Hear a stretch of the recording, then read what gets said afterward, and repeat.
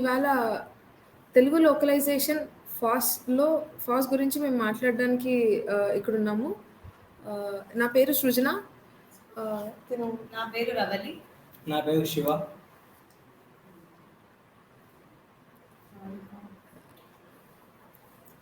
మాట సరిగ్గా వినిపించట్లేదు.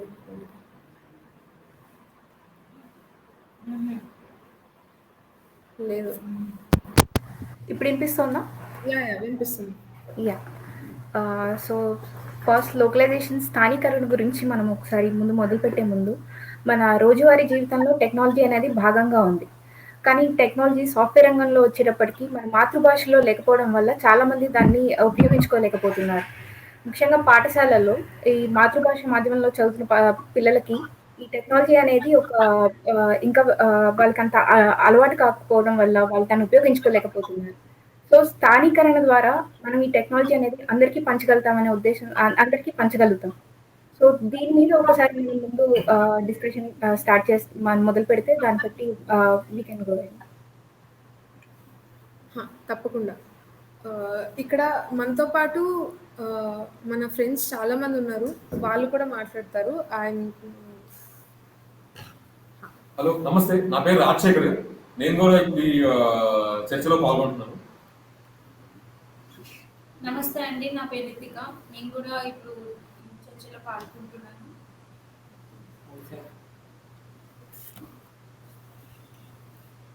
నమస్తే అండి, నేను కూడా నా పేరు హరిసాయి. నేను ఇప్పుడు ఈ చర్చలో పాల్గొంటున్నాను.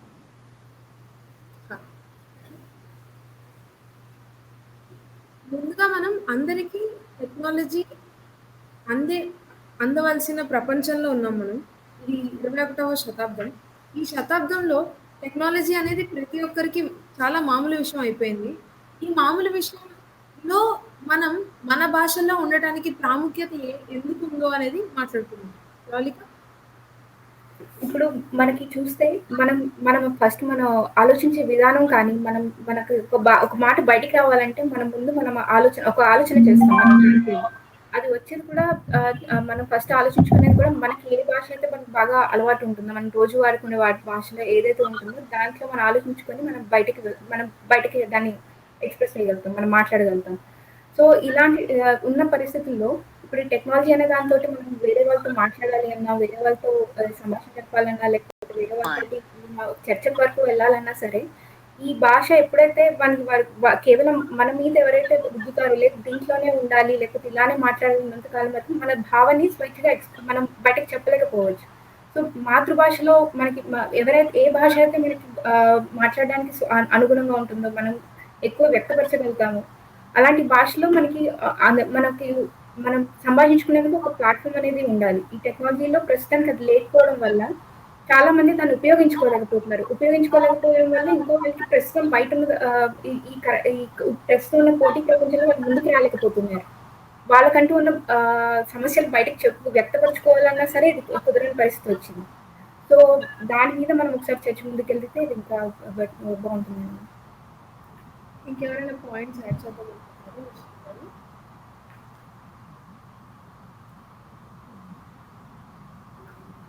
రాజశేఖర్ మాట్లాడతారు. సో మనము ఈ తెలుగు మాధ్యమంలో మనకి ఉన్న ప్రజలకు అందుబాటులో ఉన్న సాఫ్ట్వేర్లు అన్నిటినీ తెలుగులో రావడం అనేది ఎందుకు ఇంపార్టెంట్ అంటే, మ్యాక్సిమం ఉన్న ఎక్కువగా ఉన్న మాధ్యమంలో ఈ భాష మనం వాడే భాష కొన్ని కంపెనీలు యూజ్ చేసే సాఫ్ట్వేర్లు ఉంటాయి. దాంట్లో ఫస్ట్ ఇంగ్లీష్ కన్ఫామ్, అంటే అది కంపల్సరీ ఉంటుంది. అది కాకుండా వేరే సాఫ్ట్వేర్ అన్నింటిలో యూజ్ చేస్తారు. కానీ ప్రజలకు అందుబాటులో ఉండే సాఫ్ట్వేర్లు అంటే దానికి సంబంధించిన కోడ్ మొత్తం ప్రజలందరి చేతుల్లో ఉంటుంది. దాన్ని మనం స్వేచ్ఛ సాఫ్ట్వేర్ అంటాము. ఈ స్వేచ్ఛ సాఫ్ట్వేర్ సంబంధించిన ఏవైతే కోడ్ కానీ, దానికి సంబంధించిన డాక్యుమెంటేషన్ కానీ, అంటే దస్తావేజులు ఇవన్నీ కానీ అది తెలుగులో ఉంటే కనుక ఈ మన తెలుగు రాష్ట్రాల్లో అన్నింటిలో అందరికీ పేరు అవుతుంది. ఇది ఈ సమావేశం ఉద్దేశం. దాని గురించి తెలుగులో ఇంకా ఏమేమి స్వేచ్ఛ సాఫ్ట్వేర్లు ఉన్నాయి, స్వేచ్ఛ ప్రాజెక్టులు ఉన్నాయి, వాటిని ఏ స్థాయి నుంచి ఏ స్థాయి వరకు ఆ, తెలుగు మార్చడం జరిగింది, ఇంకా తెలుగులో ఏమేమి అవకాశాలు ఉన్నాయి, మనమందరం చేరి దానికి ఆ, తెలుగులో విశేషాలు చేయవచ్చు. మనకి ఈ గురించి మనం మాట్లాడుకుందాం. ఇంకా ఎవరు మాట్లాడతారు? హరిసాయి మాట్లాడతాడు.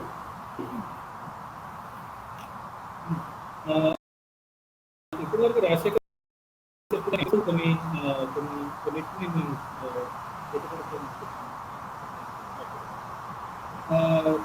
మనకి భాష అనేది ఇప్పటికైనా మనం ఈ సాఫ్ట్వేర్లో కానీ సాఫ్ట్వేర్ అనేది మనము దాన్ని యూజేజ్ అంటే మనం దాన్ని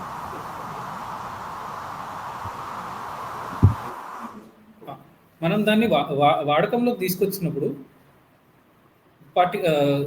పర్టికులర్లీ మనకి రాష్ట్రాల్లో చూసుకుంటే కనుక లోకలైజ్డ్ లాంగ్వేజెస్ అనేది చాలా చాలా ఉపయోగపడుతుంది. అంటే ఇప్పుడు మనం రైతుల దగ్గరికి వెళ్తాం, రైతులకి పలానా టెక్నాలజీ గురించి వాళ్ళకి వ్యక్తపరచాలంటే వాళ్ళు ఎట్లా తెలుసుకోగలుగుతారు దాని గురించి, దాన్ని అర్థం చేసుకోవాలన్నా కానీ దాన్ని ఉపయోగించాలన్నా కానీ సరైన డాక్యుమెంటేషన్ తెలుగులో ఉంటేనే వాళ్ళు అర్థం చేసుకోగలుగుతారు, దాన్ని వాడగలుగుతారు. అదే వేరే వాళ్ళు ఇచ్చి అంటే వేరే వాళ్ళు వెళ్ళి మళ్ళీ అది అర్థం కాకపోగా మళ్ళీ దాన్ని దురుద్దేశంలో అర్థం చేసుకొని వాళ్ళు నష్టపోవడం కన్నా మనము స్థానిక భాషల్లో దాన్ని అనువాదించగలిగితే కనుక మనకు అది ఎంతో ఉపయోగపడుతుంది. యూజర్స్ పర్స్పెక్టివ్లో కూడా అది ఎంతో ఉపయోగపడుతుంది. అది నేను యాడ్ చేయాలనుకున్న పాయింట్. ప్రస్తుతం చూసుకున్నట్లయితే మన మొదటి ఆలోచన అనేది మన మాతృభాషలో వస్తుంది. మన మాతృభాషలో వచ్చిన ఆలోచనని మనం ఏదైతే భాష ఎక్కువ యాక్సెప్టబుల్ ఆర్ ఎక్కువ అర్థం చేసుకోబడుతుందో ఆ భాషలోకి మనం మార్చుకుంటాం. ఈ మార్పిడి జరిగే లోపు చాలా రీజన్స్కి క్షమించాలి చాలా కారణాలకి మనకి ఆ మార్పిడి జరిగే సమయంలో మనం చాలా మర్చిపోతూ ఉంటాం, లేకపోతే మనకి యూనో స్పష్టంగా మన వాక్యాలని చెప్పలేకపోతూ ఉంటాం. దీనివల్ల మన హరిసాయి చెప్పినట్టు చాలా ప్రాబ్లమ్స్ వస్తాయి. ఇప్పుడు నేను కొలోనియల్ భాషలు యొక్క ఆధిపత్యం గురించి మాట్లాడాలనుకుంటున్నాను. కొలోనియల్ భాషలు సాంకేతిక పరిజ్ఞానాన్ని నేర్చుకునే వాటికి అడ్డంకులు ఎప్పటికీ కాకూడదు. మన మాతృభాషలో కూడా నేర్చుకునే సౌలభ్యం ప్రతి ఒక్కరికి ఇవ్వాలి. దీనిపైన మీరు ఏమనుకుంటున్నారో చెప్పండి. ప్రవళిక? నేను ఖచ్చితంగా దీనికి అంగీకరిస్తున్నాను సృజన. ఇది ఎందుకంటే మాతృభాషలో లేకపోవడం, లేకపోతే వాళ్ళకి అనుగుణమైన భాష లేకపోవడం వల్ల అనుకున్నట్టు అందరికీ ఖచ్చితంగా ఇది వస్తుంది. మనకి మీద ఖచ్చితంగా ఈ భాషలో మాట్లాడితేనే మనం కరెక్ట్ గా వ్యక్తపరుస్తాం, లేకపోతే ఇదే అందరూ ఒప్పుకుంటారనే ధోరణి మనం వెళ్ళిపోయేటప్పటికి మనం వ్యక్తపరచుకోవాలనుకున్నా కూడా కొన్నిసార్లు వ్యక్తపరచలేకపోతుంది. సో అది బయటికి వచ్చేటప్పుడు ఆ ట్రాన్స్లేషన్ లో కానీ, లేకపోతే వాళ్ళకి తెలియక లేదా ఒక పదం వాడినా కానీ వాళ్ళు చెప్పే ఉద్దేశం మొత్తం మారిపోతూ ఉంటుంది. అలా కాకుండా ఇప్పుడు హరి చెప్పినట్టుగా మనం ఒకరి దగ్గరికి టెక్నాలజీ ఇంట్రడ్యూస్ చేసినప్పుడు వాళ్ళకి అర్థం కాక వేరేది ఏదైనా చేశారనుకోండి, వాళ్ళకి ప్రాపర్ డాక్యుమెంటేషన్ లేకపోయినా కానీ, లేకపోతే వాళ్ళకి స్థానికలు వాళ్ళకి అర్థమైన దాన్ని బట్టి వేరే ఏదైనా చేస్తున్నా సరే వాళ్ళు రేపొద్దున మళ్ళీ అదే టెక్నాలజీ వాడాలంటే ఒకసారి జంకుతారు, ఎందుకంటే వాళ్ళకి అది అర్థం కాకపోవడం వల్ల. సో దీనివల్ల మనం వాళ్ళని బలవంతంగా లేదు ఇదే టెక్నాలజీ ఇదే భాషలో ఉంటుంది, మీరు నేర్చుకోవాల్సిందే, మీరు అలవాటు పడాల్సిందే అంటే మటుకు వాళ్ళు కొత్తదాన్ని తీసుకోవాలన్నా సరే ఆలోచిస్తారు ఖచ్చితంగా, ఏమో దీనివల్ల ఏం జరుగుతుందేమో. అది వాళ్ళకి స్థానికరణ భాషలో ఉండి దానికి తగ్గట్టుగా ముఖ్యంగా దానికి సంబంధించిన డాక్యుమెంటేషన్ కూడా వాళ్ళకి కనుక జతపరిస్తే వాళ్ళు దాన్ని వాడుకోవడంతో పాటు తర్వాత వాళ్ళకి దాని నుంచి నేర్చుకోవడానికి కూడా ఖచ్చితంగా దోహదపడుతుంది. ఇది ఎవరు వాళ్ళని బలవంతంగా నేర్చుకోవాల్సింది వృద్ధితే వచ్చేది కాదు, వాళ్ళకి అనుగుణంగా ఉంది, వాళ్ళకి సౌకర్యంగా ఉంది, నేర్చుకోవడానికి ఉపయోగపడుతుంది. అండ్ ఇంకా దాన్ని ఏం చేస్తే బాగుంటుంది అనే దాని మీద ఎన్హాన్స్మెంట్ గురించి కూడా ఇది ఖచ్చితంగా హెల్ప్ అవుతుంది అనేది నేను చెప్తాను. ఖచ్చితంగా దీనికి మనం ఏకీభవించాల్సిందే. దీంట్లో ఇప్పుడు సుధా చెప్పిన అంశాల్లో, మన ప్రౌలిక చెప్పిన అంశాల్లో 2 అంశాలు ఉన్నాయి. మొదటి అంశం వచ్చేసి కొలనియల్ భాష ఆ, వల్ల మన స్వేచ్ఛ సాఫ్ట్వేర్ ఈ ఆ, ఈ ఉద్యమంలో కానీ ఈ సాఫ్ట్వేర్ ప్రపంచంలో తెలుగులో రావడానికి, తెలుగులో డెవలప్మెంట్ అంటే అభివృద్ధి, తెలుగులో సాఫ్ట్వేర్ అభివృద్ధి చెందడానికి చాలా టైం పట్టింది. ఇంకో ఉద్దేశం ఏంటంటే మనం వాడుతున్న మాధ్యమాల్లో తెలుగు అసలు ఏ వాటిల్లో ఉంది, ఏమేమి వాడుతున్నారు అనేది చూస్తే కనుక ఇప్పుడు ఎక్కడి వరకు ఎందుకండి, ఇప్పుడు మనం అందరం ఫోన్లో మొబైల్ వాడతాము, దాంట్లో బ్రౌజర్ ఉంటుంది. ఆ బ్రౌజర్లో ఫైర్ ఫాక్స్ అనేది స్వేచ్ఛ సాఫ్ట్వేర్, బహుశా మీ అందరూ తెలిసి ఉండదు, తెలియని వాళ్ళకి అది ఒక స్వేచ్ఛ సాఫ్ట్వేర్. ఈ స్వేచ్ఛ సాఫ్ట్వేర్ అనేక మంది ఆ, చదువుకునే విద్యార్థుల దగ్గర నుంచి కార్పొరేట్ సంస్థలు పనిచేసే ఉద్యోగులు వాళ్ళ టైంని దీనికి స్పెండ్ చేసి డెవలప్ చేయడం జరిగింది, అభివృద్ధి చెందడం జరిగింది. దాంట్లో ఇప్పుడు ఇంట్లో మనం చూస్తే కనుక మన అమ్మా నాన్నలు వాళ్ళు వాడాలంటే అది తెలుగులో, నేను ఒకసారి దానికి నేను అభివృద్ధి చేశాను, కొన్ని తెలుగులో రాయడం, ఇట్లా ఇక్కడ ఉన్న మన టీం వాళ్ళందరూ తెలుగులో రాయడం జరిగింది. దాంట్లో ఒకసారి మా ఇంట్లో వాళ్ళందరికీ చూపిస్తే వాళ్ళు అసలు తెలుగులో అది చూసిన తర్వాత ఇంకా వాడకం ఎక్కువ పెరిగింది అనమాట. అంటే ఈ ఈ ఈ సాంకేతిక మాధ్యమాన్ని నిపుణుల దగ్గర నుంచి సామాన్య ప్రజలకి, అంటే ఏమీ తెలియని వాళ్ళకి ఎట్లా అందజేయాలి అనేది ఎందుకు అంత ఇంపార్టెంట్ అనమాట. అది ఎప్పుడు వస్తుందంటే మనం మాట్లాడేది కానీ, మనం మాట్లాడుకునే రోజు కర్తవ్యాలు కానీ తెలుగులో అభివృద్ధి చెందడం, అవన్నీ తెలుగులో ఉండడం వల్ల వాడకం ఎక్కువ పెరుగుతుంది. అదేవిధంగా వాళ్ళు ఈ నడుస్తున్న సాంకేతిక ప్రపంచంలో కూడా ముందంజలో ఉంటారు. అది నేను చెప్పదలుచుకున్నాను. రాజశేఖర్ గారు చెప్పినట్టు రాజశేఖర్ గారు చెప్పినట్టు ఇప్పుడు చాలా వరకు అందరూ ఇంగ్లీష్లో ఉన్న వాటిని ఉపయోగిస్తారు. అదేవిధంగా అవే మనకు తెలుగులో మనకి ఉంటే అందరికీ యూస్ఫుల్, అందరికీ యూజ్ అవుతుంది. అదేవిధంగా ప్రేరిక చెప్పినట్టు బడిలో ఉన్న పిల్లలకి మనలో తెలుగులో ఉన్న టెక్నాలజీస్ గురించి ఏం తెలియదు. అలా కాకుండా టెక్నాలజీస్, ఈ తెలుగులో ఉన్న టెక్నాలజీస్ గురించి అందరికి ఒక డాక్యుమెంట్ లాగా ఉంటే ప్రజలకి కానీ, రైతులకు కానీ, ఎవరైనా నార్మల్ పీపుల్ వాళ్ళందరికీ ఉపయోగపడతాయి. అదేవిధంగా వాళ్ళు ఉపయోగపడటం కాకుండా వాళ్ళకు కూడా దీని గురించి ఇంకా తెలుసుకోవాలని చెప్పి, దీని గురించి ఇంకా వాళ్ళు కూడా ఏదైనా తయారు చేయాలని చెప్పి వాళ్ళకు ఒక ఇంట్రెస్ట్ అనేది ఒకటి కలుగుతుంది. ఇలాంటివి మనము చాలా తెలుసుకోవాలి. అదేవిధంగా ఇప్పుడు మనం చూస్తే మనకు అలెక్సా అనేవి ఇలాంటివి చాలా ఉన్నాయి. అదే మన తెలుగు టెక్నాలజీస్లో చూసి స్వేచ్ఛ వాయిస్ లాంటివి కూడా ఉన్నాయి. ఇలా మనము ప్రతి దాంట్లో ఒక్కొక్కటి ఇంప్రూవ్ చేసుకుంటే చాలా ఉపయోగం ఉంటుంది. అందరికీ తెలిసేటట్టు, అందరికీ అందుబాటులో ఉండేటట్టు ఉంటుంది అని నేను అనుకుంటున్నాను. హల్సాయి, రాజశేఖర్, సృజన చెప్పినట్టు, ప్రవళిక చెప్పినట్టు ముందుగా మనం ఆలోచించే విధానం, మన ఆలోచన మనం పెట్టిన దాన్ని సరిగ్గా మాట్లాడగలగాలి. ఎదుటి వాళ్ళకి మన భావం తెలియాలి, మాట్లాడగలిగింది. అప్పుడే మనం చెప్పాలనుకుంది కానీ, చేయాలనుకుంది కానీ ఈజీగా అవుతుంది. అలాగే ఇప్పుడు ఉన్న సాంకేతిక పరిజ్ఞానం కానీ అదంతా ఈ సిటీలకి వీటికే పరిమితం అవుతుంది. అలా గవర్నమెంట్ గ్రామాలకు వెళ్తే స్టూడెంట్స్కి ఎవరికి ఏమీ కంప్యూటర్ నాలెడ్జ్ కూడా ఉండదు. అలాంటప్పుడు ఈ స్వేచ్ఛ సాఫ్ట్వేర్ అనేది ఒక బాల స్వేచ్ఛ సాఫ్ట్వేర్ని ఆవిష్కరించి ప్రజల్లో గ్రామాల్లో ఉన్న విద్యా సంస్థలన్నింటిలో కంప్యూటర్ల పిల్లలకి చెప్పడం జరుగుతుంది. వాళ్ళు ఇప్పుడిప్పుడే, అంటే 2008 నుంచి చిన్నపిల్లలు అనేవాళ్ళు గ్రామ స్థాయి నుంచి సాంకేతికని అలవాటు పడుతున్నారు. అలాగే గ్రామాల్లో ఉండే రైతులకి సరిగ్గా ఇంగ్లీష్ వాళ్ళ ముందు ఇప్పుడు సిటీ నుంచి వచ్చి ప్రొఫెసర్స్ అలాంటి వాళ్ళు వచ్చి ఇంగ్లీష్లో చెప్పడం వల్ల ఉపయోగం ఉండదు.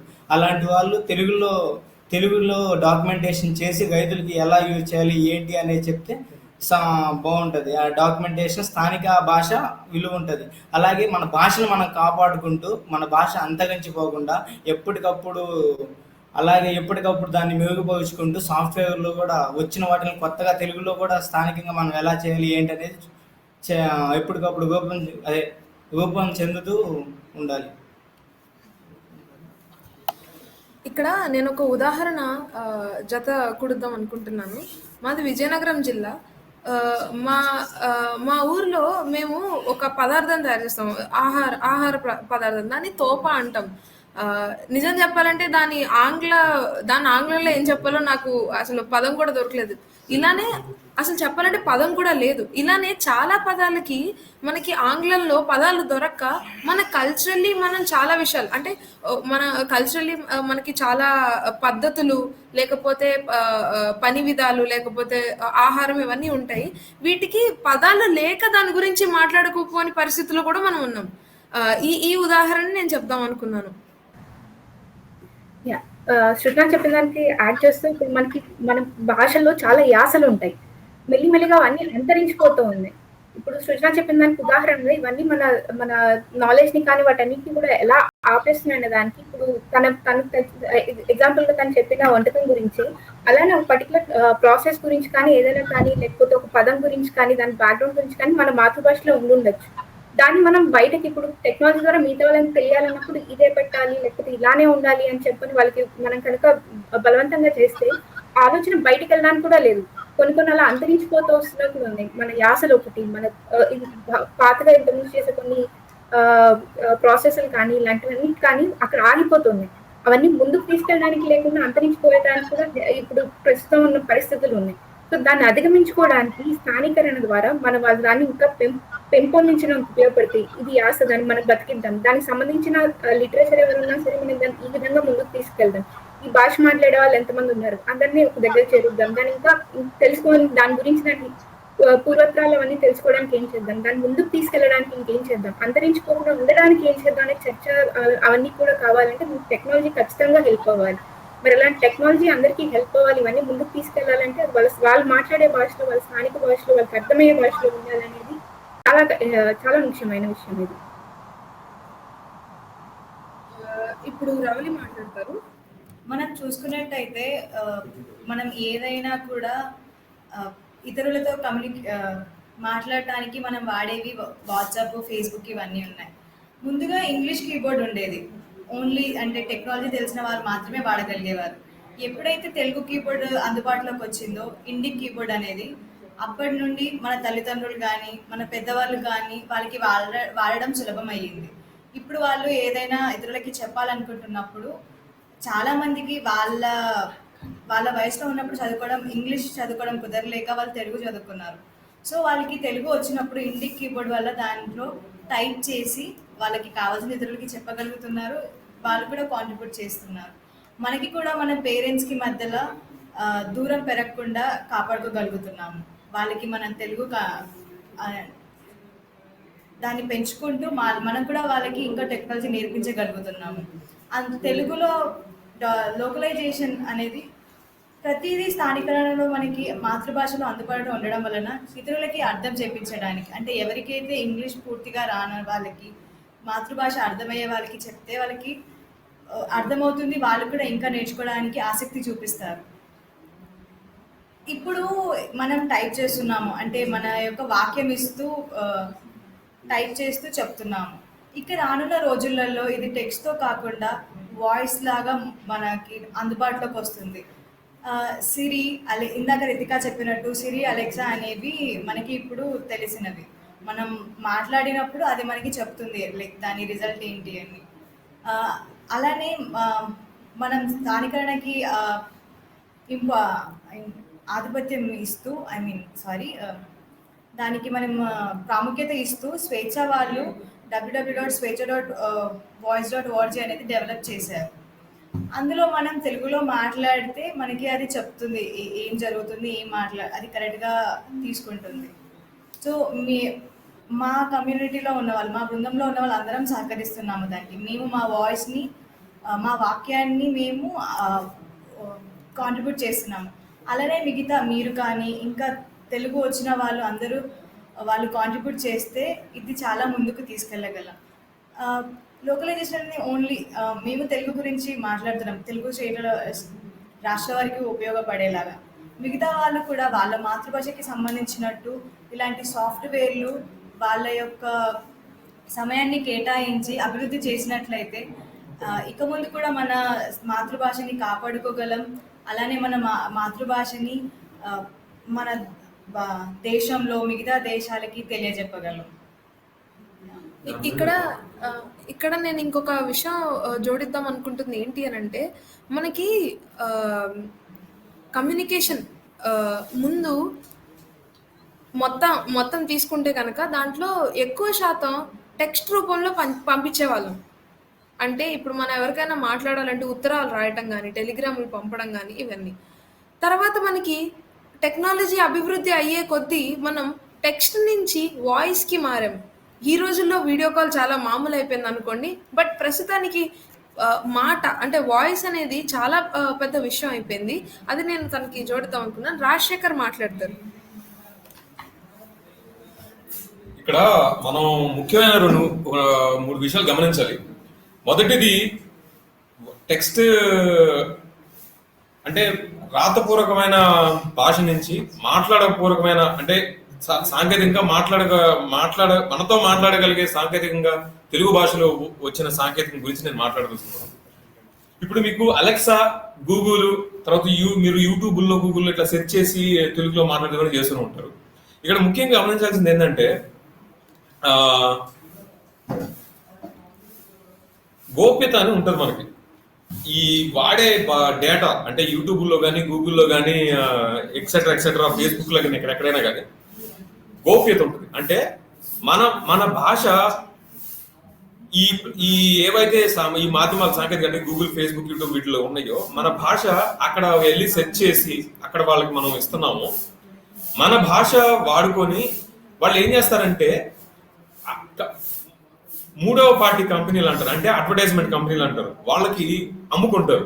ఇప్పుడు రీసెంట్ గా మీరు చూస్తే కనుక వాట్సాప్ ఎట్లనే అయితే వాళ్ళ గోప్యత రూల్స్ చేంజ్ చేస్తే, వాళ్ళ గోప్యతకు సంబంధించిన రూల్స్ చేంజ్ చేస్తే వాళ్ళు ఇప్పుడు మనకి సిగ్నల్ మూవ్ అనే పెద్ద కార్యకలాపన జరుగుతుంది. ఇట్లా దీనికి ఈ స్వేచ్ఛ ఉద్యమంలో మనం ఏం చేయాలి అని వచ్చినప్పుడు ఏంటంటే, మనం ఎందుకు ఈ వాయిస్ ప్రజల ద్వారా నిర్మించబడ్డ వాయిస్ సాంకేతిక మాధ్యమం మనం ఎందుకు నిర్మించకూడదని ముందరకు వచ్చిన తర్వాత ఈ స్వేచ్ఛ వాయిస్ మన రవలి సృజన చెప్పిన ద్వారా స్వేచ్ఛ వాయిస్ అంటే స్వేచ్ఛ స్వరం అని చెప్పేసి ఒకటి ముందుకు తీసుకురావడం జరిగింది. మీరు voice.swechha.org కొడితే అది వస్తుంది. దాంట్లో ఏం చేస్తున్నాం అంటే ఈ అలెక్సా, గూగుల్ ఉన్నాయి కదా, ఇది ఎందుకు సపరేట్ కనుక మీ క్వశ్చన్ రావచ్చు. అక్కడే మనకు గోప్యత ముఖ్యం. ఇది మీలాంటి నాలాంటి ఒక సమాజం నిర్మించబడ్డ గోప్యత కలిగి ఉన్న సాంకేతిక మాధ్యమంగా నిర్మించబడుతుంది ఇది. దీంట్లో అందరం ఈ మన మాటలను జోడించి దాన్ని అభివృద్ధి చేయడం జరుగుతుంది. మీరు కావాలంటే దాన్ని సెట్ చేసుకోవచ్చు. ఇది ఓకే. గోప్యత ఎట్లా తెలుస్తుంది మనకి? అందుకే లైసెన్స్ అంటాం. దానికి లైసెన్స్ మీరు చెక్ చేస్తే తెలుస్తుంది. ప్రజలకు అందుబాటులో అయిపడే లైసెన్స్ ఉంది దానికి. మీరు అందరినీ ఆ సాంకేతిక మాధ్యమాన్ని ఉపయోగించడానికి ముందరకు రావాలని మేము కోరుతున్నాము. దాంట్లో ఏంటంటే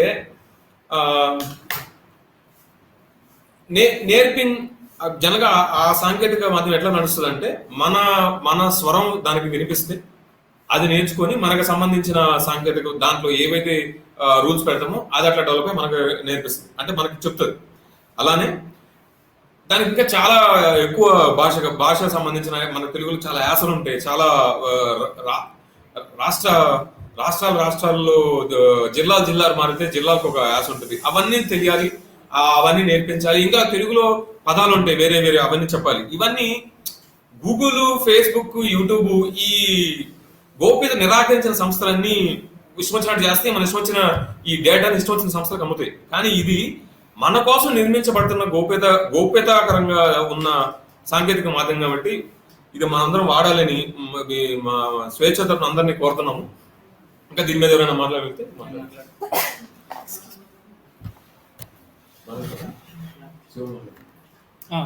రాజశేఖర్ చెప్పిన పాయింట్స్కి నేను కొన్ని పాయింట్స్ యాడ్ చేద్దాం అనుకుంటున్నాను.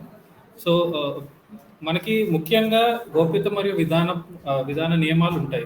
ప్రతి వాణిజ్య సంస్థ వాళ్ళకి సంబంధించిన గోప్యత మరియు విధాన నియమాలు వాళ్ళు రాసుకుంటారు. అవి కూడా మనకి లోకలైజ్డ్ లాంగ్వేజెస్ అంటే మనకి అనువాదించి మనకు అర్థమయ్యే భాషల్లో లేకపోవడం వల్ల ఎంతోమందికి అసలు అవేం చెప్తున్నాయి, దాని వెనుక ఏ రహస్యాలు దాగున్నాయి, వాళ్ళు మన డేటాని లేకపోతే మన మనం ఇచ్చే మనం వాడుకుంటున్న ప్లాట్ఫామ్స్ నుంచి వాళ్ళు తీసుకుంటున్న డేటాని ఎట్లా వాడుకుంటున్నారు, ఇవన్నీ అర్థం కావట్లేదు. సో ఇది ఈ ఈ ఈ ఈ రకంగా మనకి లోకలైజ్ చేయడం వల్ల వాటి మీద అవగాహన వస్తుంది. అండ్ జనరల్ ప్రజలు అంటే మన సామాన్య ప్రజలు వాడుకునే లైసెన్సులు కూడా ఉంటాయి కొన్ని, అవి ఎట్లా పనిచేస్తాయి అనేది కూడా మనకి అర్థమవుతుంది. అలాగే మనకి వాయిస్ టు టెక్స్ట్ అనేది మనం పూర్వం చూసుకుంటే కనుక మనము టైప్ చేసి రాసేవాళ్ళము, అంటే తెలుగుని కూడా మనము టైపింగ్ ద్వారా రాసేవాళ్ళం. కానీ ఇప్పుడు అది భాష అంటే మనం మాట్లాడే దాని నుంచి డైరెక్ట్గా మనకి టెక్స్ట్ లాగా విజువలైజేషన్ జరుగుతుంది. దానికి సంబంధించి ఎన్నో మెషిన్ లెర్నింగ్ అల్గరిథమ్స్ ఉన్నాయి, దాన్ని ఉపయోగిస్తున్నారు కూడా దానికి. సో కానీ దానికి సంబంధించిన డేటా మనకి కావాలి.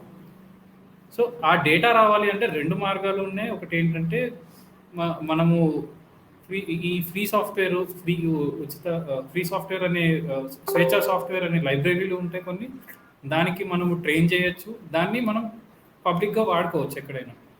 ఆ గోప్యతకి సంబంధించిన లైసెన్సులు కూడా మనకి పబ్లిక్గానే అవైలబుల్ ఉంటాయి. మన డేటాకి ఒక ప్రైవసీ అనేది ఉంటుంది. కానీ ఈ వాట్సాప్ కానీ ఫేస్బుక్ కానీ పెద్ద సంస్థలు ఏం చేస్తున్నాయంటే మనకి తెలియకుండా మన భాషల్ని వీటన్నిటిని తీసుకొని వాళ్ళు ఇవే టెక్నాలజీస్ని తయారు చేసుకొని మనకి వాడకానికి ఇస్తున్నారు. దానివల్ల మనకి డేటా మీద డేటా ప్రొటెక్షన్ లేకుండా పోతుంది. ఈ డేటా ఎక్కడెక్కడ వాడుతున్నారో కూడా తెలియకుండా పోతుంది మనకి. సో దాని దురుద్దేశాలు ఎట్లున్నాయి అండ్ మనకి పబ్లిక్గా వాడుకోవాల్సిన గోప్యతలు కూడా ఉన్నాయి. అవి వాడుకుంటే బెటర్ అని నా ఉద్దేశం. అల్సా చెప్పడానికి నేను ఏకీభవిస్తున్నాను. అలాగే ఇప్పుడు మనం గూగుల్ అట్లాంటి ప్లే స్టోర్లో ఒక యాప్ ఇన్స్టాల్ చేసినప్పుడు అది మనకి ప్రైవసీ పాలసీస్ అడుగుతుంటుంది ఓకే కొట్టమని. అది గ్రామాల్లో ఉండే చిన్న చిన్న వాళ్ళకి అది తెలియదు, అవి చదవకుండానే వాళ్ళంతా ఓకే ఓకే ఓకే కొట్టుకుంటూ వెళ్ళిపోతుంటారు. అవి ఏంటి మన డేటాని వాళ్ళు తీసుకుంటున్నారు. ఇట్లాంటి వాటికి స్వేచ్ఛ సంస్థ అనేక భాషల్లో తెలుగులో స్థానిక భాషల్లో రూపొందించింది వాళ్ళ ప్రైవసీ ఏంటి, ఎలా వాళ్ళ గోప్యతను ఎలా ఉంచుకోవాలి ఏంటని. ఈ మధ్య స్వేచ్ఛ వాళ్ళు రైతులకి సంబంధించిన ఒక రైతుల అంగడి అని స్థానిక భాషలో ఒక వెబ్సైట్ని రెడీ చేసి ఇచ్చారు. వాళ్ళ రైతులు నేరుగా వచ్చి వాళ్ళకి అనువైన భాషలో అమ్ముకోవడానికి స్థానికంగా అది సహకరించేటట్టు చేశారు. ఇలాంటివి చేయడానికి ఇంకా ముందుకు రావాలని, ఇలా అంటే సాఫ్ట్వేర్ ఉద్యోగస్తులు కానీ బయట చదువుకునే విద్యార్థులు స్థానిక భాషను కాపాడుకోవడానికి ముందుకు వచ్చి ఇలాంటివి ఎన్నో స్వేచ్ఛాయుతంగా చేయాలని.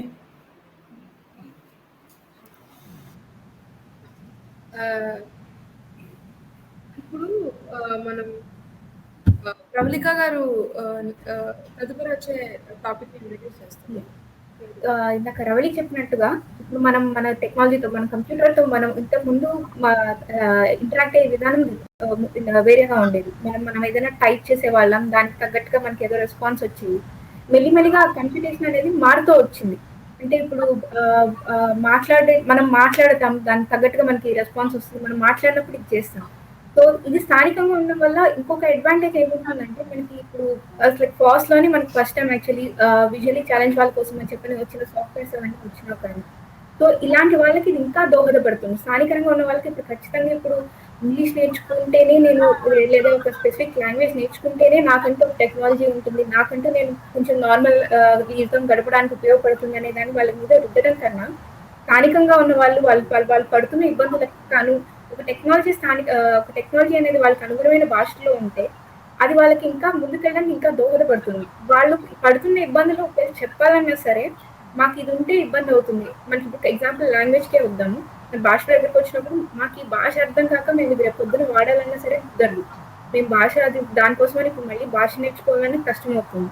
లేదా దీంట్లో ఈ ప్రాబ్లం ఉంది, మేము ఇది చెప్తుంటే అది వేరే చేస్తుంది అనేది ఆ విషయం చెప్పడానికైనా సరే ఈ స్థానికంగా ఎప్పుడైతే మనకి స్థానిక భాషలో ఉంటుందో, లోకలైజ్ లాంగ్వేజ్లో ఉంటుందో వాళ్ళు దాంతో మాట్లాడడానికి కానీ వాళ్ళకున్న ఛాలెంజెస్ని అధిగమించడానికి కానీ హెల్ప్ అవుతుంది. సో యాక్సెసిబిలిటీ పరంగా కూడా ఒక స్థానిక భాషలో ఉంటే స్థానికరణ అనేది జరిగితే అన్ని టెక్నాలజీస్కి అది ఖచ్చితంగా వాళ్ళకున్న ఇబ్బందులను ఎదుర్కోవడానికి ఖచ్చితంగా హెల్ప్ అవుతుంది. ఈ విషయంలో నేను ఒక ఉదాహరణ ఇద్దాం అనుకుంటుంది ఏంటి అని అంటే, మనకి విజువల్లీ ఇంపైర్డ్ పీపుల్ ఉన్నప్పుడు ఆ వ్యక్తులకి సహాయపడడానికి కొన్ని సాంకేతిక విషయాలు కనిపెట్టారు. సో వాటిలో ఏంటి అని అంటే, రాతపూర్వకంగా ఉన్న ఒక విషయాన్ని మనం ఒక ఒక వాయిస్ అసిస్టెంట్కి కనుక ఇస్తే అది ఆ విషయాన్ని అది మాటపూర్వకంగా బయటికి ఇస్తుందన్నమాట. సో ఇప్పుడు మనం ఎవరైనా రోజువారీ న్యూస్ చదవడం కానీ, లేకపోతే కొన్ని బుక్స్ చదవడం కానీ, ఇవేమైనా ఇలాంటివి చదువుదాం అనుకున్న వ్యక్తులకి వినికిడి శక్తితో మాత్రమే అవి చదవగలిగే వాళ్ళకి భాష అనేది చాలా పెద్ద బ్యారియర్ అయిపోతుంది. అది అర్థం చేసుకోవాలి అంటే ఫస్ట్ ఆ భాష రావాలి. ఆ భాష తెలుసుకున్నాక ఆ భాషని సరిగ్గా అర్థం చేసుకునేంత అర్థం మనకు ఉండాలి. అది లేకపోతే మనం వాళ్ళకి ఇట్లాంటి విషయాలు కూడా నేర్చుకునే యొక్క అవకాశాన్ని తీసేసుకునే వాళ్ళం అవుతాం. సో అది ఇలాంటివి ప్రతిదీ భాషతో కూడుకొని ఉన్న విషయాలు. మీరెవరైనా మాట్లాడతారా? తర్వాత మేము స్థానికానికి ప్రాముఖ్యత ఇస్తూ స్వేచ్ఛ నుండి మనకి ఇంటర్నెట్లో దొరికే వాటికి కొన్ని అనువాదించాము. మొదటిది ఫైర్ ఫాక్స్. ఇందాక రాజశేఖర్ చెప్పినట్టు మనం ఏదైనా వెతకాలనుకున్నప్పుడు, మనకి ఏదైనా ఒక విషయం గురించి తెలుసుకోవాలన్నప్పుడు ఫైర్ ఫాక్స్లో మనం తెలుగు నుండి కానీ ఇంగ్లీష్ నుండి ఫైర్ ఫాక్స్ ఏం చేయగలుగుతుంది, దాని యొక్క పాలసీలు ఏంటి, టర్మ్స్ అండ్ కండిషన్స్ ఏంటంటే మేము తెలుగులో చేసాము. మీకు తెలియజేయబడుతుంది మేము ఏం చేసాము, అందులో ఎలా అభివృద్ధి చేసాము అని. మరి ఇంకొకటి, ఫైర్ ఫాక్స్ అనేది 80% తెలుగులోకి మార్చబడింది. ఇంకొంచెం మార్చగలిగితే మేము మీకు తెలుగులో మీ అందుబాటులోకి తీసుకురాగలం. ఇంకోటి డెబియన్ అనేది ఒక ఆపరేటింగ్ సిస్టమ్. మన యొక్క కంప్యూటర్స్లలో దాన్ని వేసుకొని వాడుకోవడానికి మేము దాన్ని తెలుగులోకి అనువదించాము.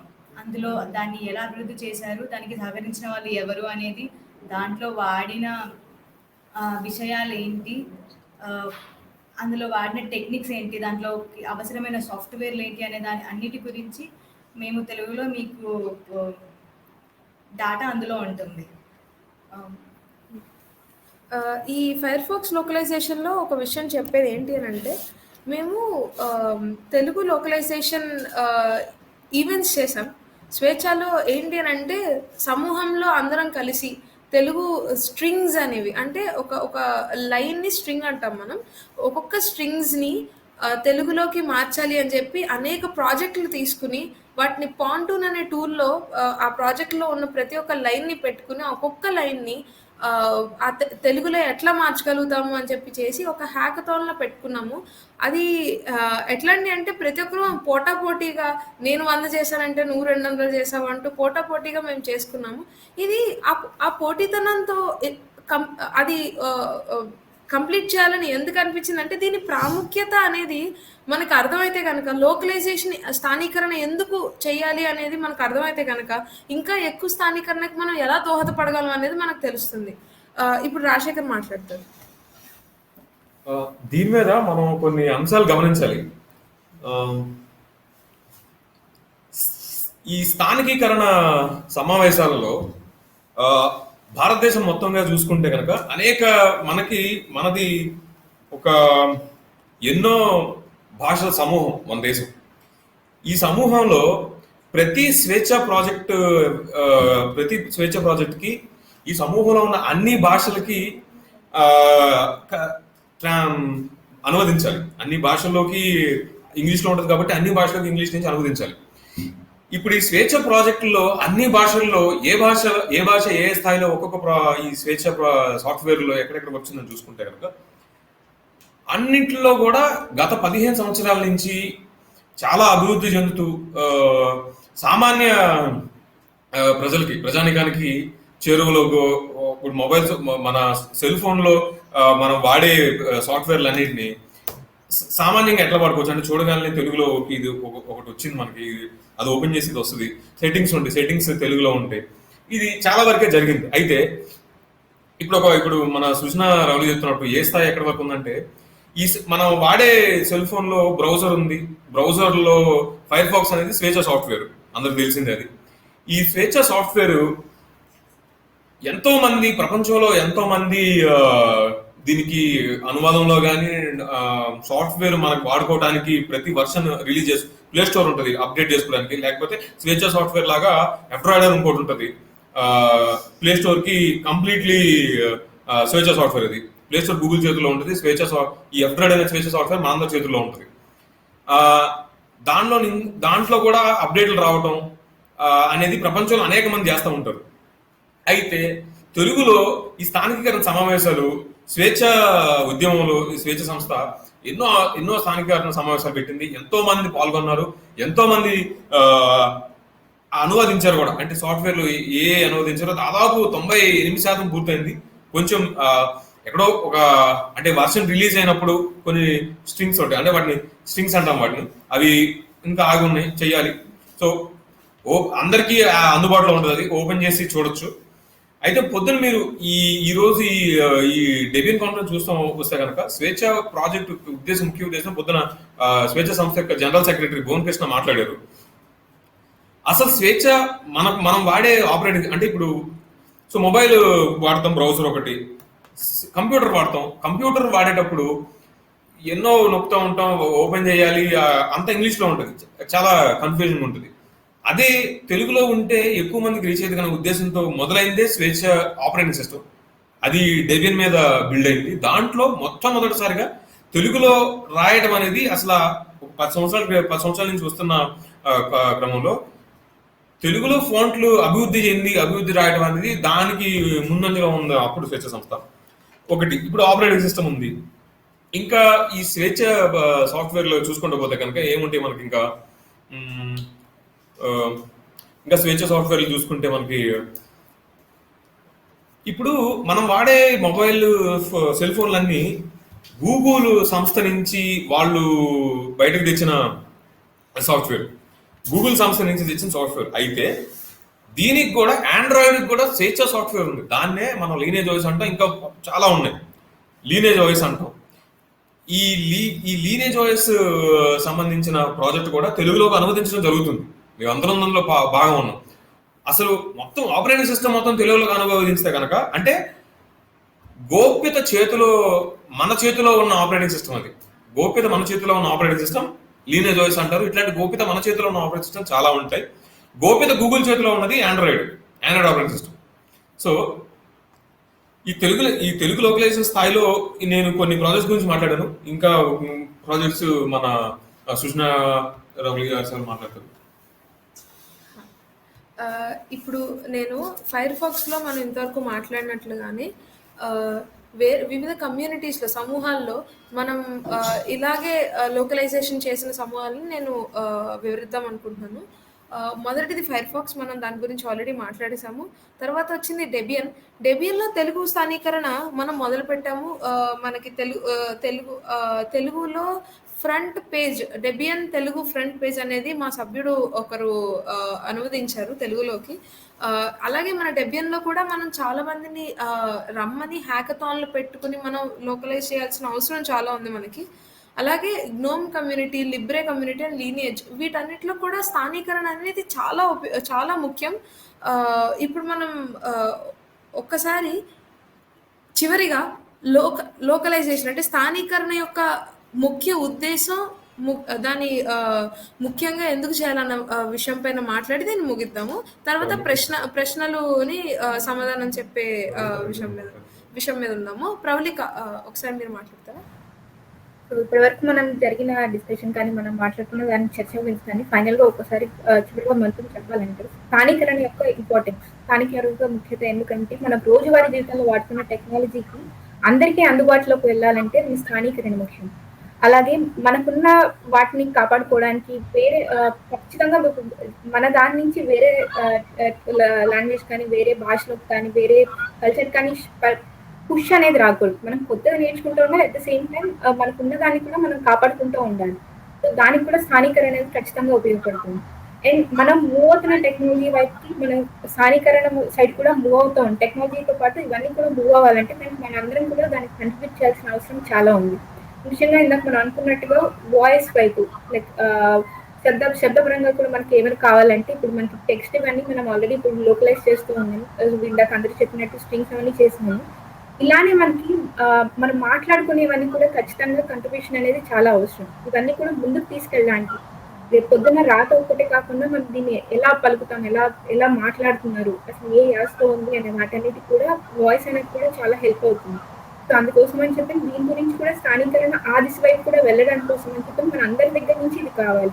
ఎందుకంటే ఒక్కొక్క భాష యాస ఒక్కొక్క రకంగా ఉంటుంది. ఒక్కొక్క రీజన్ నుంచి డయలెక్ట్స్ అని చెప్పినట్టు డిఫరెంట్ డయలెక్ట్స్ అన్ని కూడా మనం కాపాడుకుంటూ రావాలంటే దానికి కూడా వాయిస్ పరంగా వాటికి ఖచ్చితంగా వాటికి థింగ్స్ ఇప్పుడు మనం ఎలా ట్రాన్స్లేట్ చేస్తున్నాము రేపు పొద్దున ఒక వేరే భాషలో ఉన్నదాన్ని మన మాతృభాషలో కానీ మనం ఏ భాష అయితే మనం వాడుకలో ఉందో ఆ భాషలోకి దాన్ని ట్రాన్స్లేట్ అవ్వగానే అనువాదం చేసి మాట్లాడడం కనుక జరిగితే ఇవి కేవలం మనకే కాకుండా వేరే సమస్యలతో ఇబ్బంది పడుతున్న వాళ్ళకు కూడా దాన్ని ఉపయోగించుకోవడానికి ఇది ఖచ్చితంగా హెల్ప్ అవుతుంది.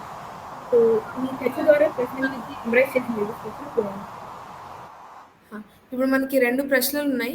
త్వరగా దాన్ని సమాధానం చెప్పాలి ఎందుకంటే మనకి 2 నిమిషాలే ఉన్నాయి.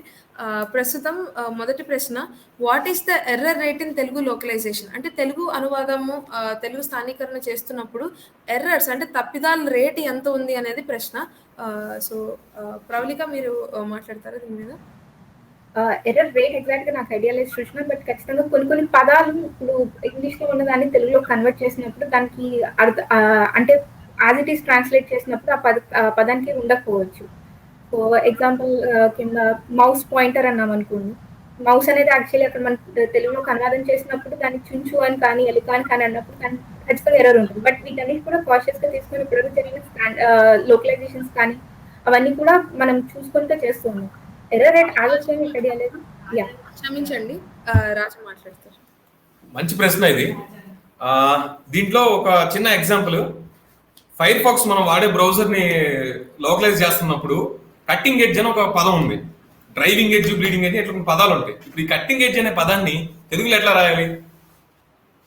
ఒక అంశం. ఇట్లాంటి ఈ cross over make over change పదాలని అది ఎర్ర రేట్ గా భావిస్తాం. ఎందుకంటే అది తెలుగులో యాజ్ ఇట్ ఈజ్ అర్థం రావాలంటే ఒక పదంతో రాదు, అది ఒక వాక్య రూపాకరణ చేస్తే కానీ అది రాదు తెలుగులో అర్థం. సో ఇట్లాంటి ఎర్ర రేట్ ఉంది, ఇది మినిమల్. అందుకే మేబీ ఆ 3% ఇట్లాంటి వాటిలోనే మిగిలి ఉండొచ్చు ఫైర్ ఫాక్స్ దృష్టితో చూస్తే. ఒక్కసారి యాడ్ చేస్తాను. సో దీనికి బెస్ట్ పార్ట్ ఏంటంటే ఫస్ట్ ఇప్పుడు మనం చేస్తున్న స్టాండర్డైజేషన్స్ కానీ ఇప్పుడు తప్పు ఉంటే దాన్ని వెంటనే కరెక్ట్ చేసుకునేందుకు కూడా అందరూ కూడా దానికి కంట్రిబ్యూట్ చేయొచ్చు. సో ఒకప్పుడు వాడినట్టుగా ఇప్పుడు ఒక్కొక్కప్పుడు పదం ఉంది కదా అని చెప్పని వాడేకుండా దాంట్లో తప్పు ఉంటే ఎర్రర్ రేట్ ఎంత ఉంది అనేది కూడా అందరూ దానికి యాడ్ చేయొచ్చు. ఇది తప్పు ఉంది, దీని కరెక్షన్ వచ్చేసి ఇది అని చెప్పారు. అండ్ మాక్సిమం ఏది కరెక్ట్ వచ్చిన కంట్రిబ్యూషన్స్ బట్టి చేంజ్ కూడా అవుతుంది. సో ఎర్రర్ రేట్ అనేది ఖచ్చితంగా I would say it's pretty low అవుతుంది. రెండో ప్రశ్న, do we have enough contributors for localization of popular free software projects? మనకి పాపులర్ అంటే బాగా వాడుకలో ఉన్న కానీ బాగా ఉపయోగించే ఫ్రీ సాఫ్ట్వేర్ ప్రాజెక్ట్స్ని స్థానీకరణ చేయడానికి సరిపడా వ్యక్తులు ఉన్నారా అనేది ప్రశ్న. దీనిపైన ప్రవళిక మీరు మాట్లాడతారా? ఇప్పటి వరకు స్థానిక జనాలందరూ ఉన్నారా దీనికి సరిపడా అంటే మనం చేస్తున్న హ్యాకథాన్స్ కానీ ఇప్పుడు స్ప్రింట్ యాక్టివిటీస్ కింద పెట్టుకుంటాము. ఇప్పుడు స్థానికరణ జరిగినప్పుడు ఒకళ్ళు ఇద్దరు కూర్చొని చేసేదానికన్నా దీనికి అందరూ కలిపి చేస్తే బాగుంటుందనే ఉద్దేశంతో నాకు అనుకున్నట్టుగా స్ట్రింగ్స్ అనేవి అందరికీ పంచడం జరుగుతుంది. సో ఈ హ్యాకథాన్స్ అనేవి ఫ్రీక్వెంట్ గా చేయడం వల్ల అది ఖచ్చితంగా అందరూ ఇన్వాల్వ్ అవుతూ ఉన్నారు. దీనికి ఇంకా మంచి విషయం చెప్పుకోవాల్సింది ఏంటంటే దీనికి అందరు ఇంట్లో వాళ్ళు కూడా వాళ్ళకి సహాయపడడం అనేది చాలా ఉపయోగపడుతుంది. ఇది చాలా గొప్పగా చెప్పుకోవాల్సిన విషయం. ఈవెంట్ జరిగిన ఒక స్థానికరణ ఈవెంట్ ఎక్కడైనా ఉన్నప్పుడు ఇంట్లో పెద్దవాళ్ళు కానీ లేకపోతే మనకు తెలియని పదాలు అన్ని కూడా ఒకప్పుడు అక్కడి నుంచి తెచ్చుకున్నవే కదా.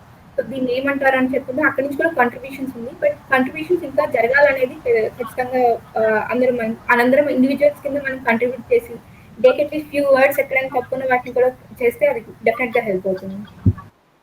రాజశేఖర్ గారు మాట్లాడతారు. దీని మీద ఒక విషయం, వ్యక్తులు అయితే చాలా మంది ఉన్నారు, కాకపోతే ఆ క్వశ్చన్ ఎవరైనా కదా స్వేచ్ఛ సాఫ్ట్వేర్ ఉద్యమంలో ఎంతమంది వచ్చినా అది మనకి తక్కువే. ఎందుకంటే ఇప్పుడు అన్ని కొత్తగా వస్తుంటే అది మారుస్తూ ఉండాలి.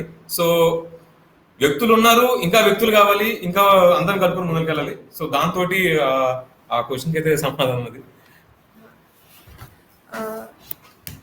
ఎండ్ నోట్ నేను ఒక చిన్న విషయం చెప్పి మనం ముగిద్దాము. మనకి అనువదించాల్సిన విషయాలు ఎన్నున్నా సరే దీని ఉపయోగం అర్థం చేసుకుని దీనికి కాంట్రిబ్యూట్ చేసేవాళ్ళు ఉన్నంత కాలం లోకలైజేషన్ జరుగుతూనే ఉంటుంది, మనం చేస్తూనే ఉంటాము, జనాలు కావాల్సి వస్తూనే ఉంటుంది. సో ఈ విషయం పైన మేము ఈ టాక్ కానీ ఈ బిఆఫ్ కానీ ఎవరైనా వింటున్నారో మీ అందరినీ రమ్మని స్వాగతిస్తున్నాము. సో మీరు వచ్చి మనం తెలుగులో స్థానీకరణ చేసి ఇప్పటి వరకు మాట్లాడుతున్న ఉపయోగాలన్నిటికీ తోడ్పడదాము, దోహదపడదాము. ధన్యవాదములు.